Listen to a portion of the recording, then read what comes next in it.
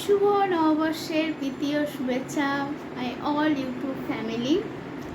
আর দেখো ছেলে কিরম দুষ্টুমি করছে, বলো হাই বলে দাও। হাই সবাইকে শুভ নববর্ষ। আজকের দিনটা তোমরা অনেক ভালো করে কাটাও। আমিও ভেবেছিলাম আজকের দিনটা খুব ভালো করে কাটাবো, আমার শরীরটা একটু খারাপ থাকায় আজকে হবে না। আর হলো সকালে খেয়েছি অল্প একটু ভাত দিয়ে, পাচ্ছে বিভৎস ঘুম। ভাবছি একটু ঘুমিয়ে নেবো, তারপর স্নান টান করে একটা নতুন জামা পরবো। ছোটোবেলাকার কথা খুব মনে পড়ে জানো তো আজকের দিনে আর কি। আমরা সকালবেলা উঠে স্নান টান করে আমরা নতুন জামা পরতাম, বাট এখন সবই পাল্টে গেছে, সব কিছুই চেঞ্জ হয়ে গেছে। তো চলো তোমরা ব্লগটা দেখতে থাকো, ভালোবাসা দিতে থাকো।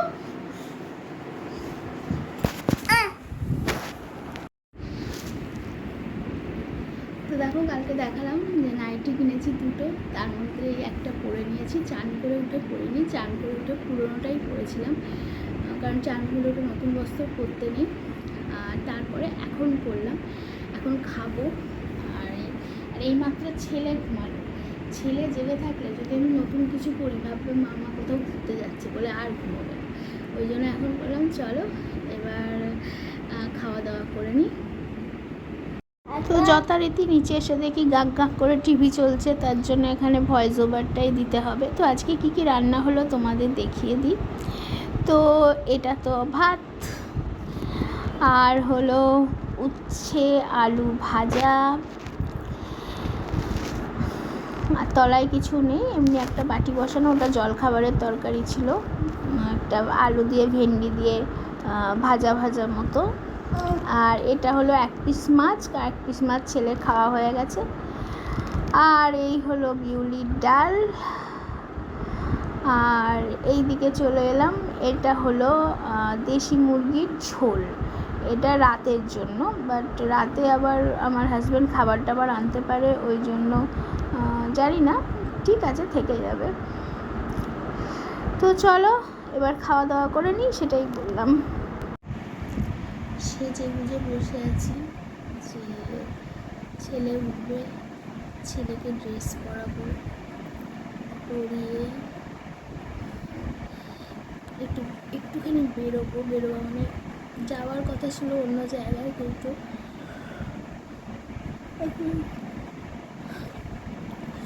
অন্য জায়গায় যাওয়ার কথা ছিল, কিন্তু সেখানে যেতে পারছি না, আমার শরীরটা ঠিক নেই বলে।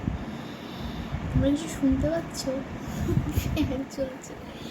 যাই হোক, তো সেজে গুজে বসে আছি, ভাবছি ছেলে উঠবে, তারপর তাকে নিয়ে একটু বেড়াতে যাব, নতুন জামা কাপড় পরাবো। আমার ছেলে ভস ভস করে ঘুমোচ্ছে, জানি না কখন উঠবে, তারপরে খাবে, তারপর আবার আমার ননদ আসবে। আর বসে থেকে ঘুম পেয়ে যাচ্ছে, সকালে ঘুম পাচ্ছিল, কাজের ঠেলায় ঘুমাতে পারি না। কী করবো এখন, শুয়ে পড়ি, শুয়ে পড়ে ঘুমিয়ে পড়ি। হ্যাঁ ছেলে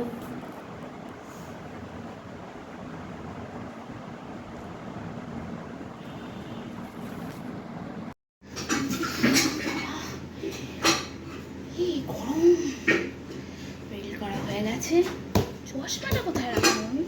চশমা কই? চশমাটা কোথায়? শোভা, আমি চুলটা বাঁধি। ওরে বাবা রে, কি গরম!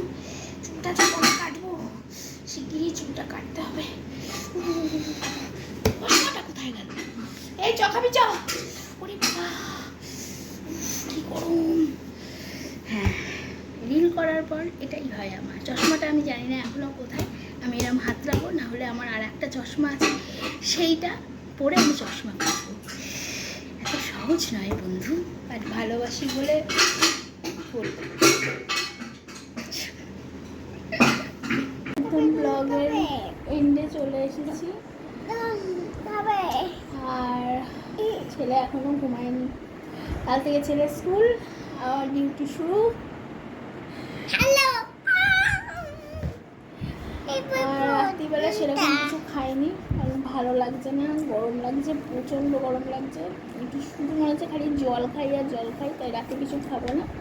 আর কালকে ওর তো অফিসে প্রোগ্রাম ছিল পয়লা বৈশাখে দিয়ে, অনেক খাবার দাবার নিয়ে এসছে, সেগুলো কালকেই হয়ে যাবে। তো সেগুলো সব ফ্রিজে রেখে দিয়েছি। আর ওর পিসি এসেছিলো, ছেলের পিসি এসে ছেলেকে জামা, তারপরে আমার শ্বশুরমশাইকে চাদর দিয়ে গেছে আর কি, পয়লা বৈশাখ উপলক্ষে। প্রতি বছরই আমার ছেলেকে দেয়। তো ঠিক আছে, সেগুলো তোমাদের সাথে আমি পরে শেয়ার করবো। তো আজকে ব্লগটা এখানেই শেষ করছি। তোমরা সবাই ভালো থেকো, সুস্থ থেকো, আমাকে ভালোবাসা দিতে থেকো। এই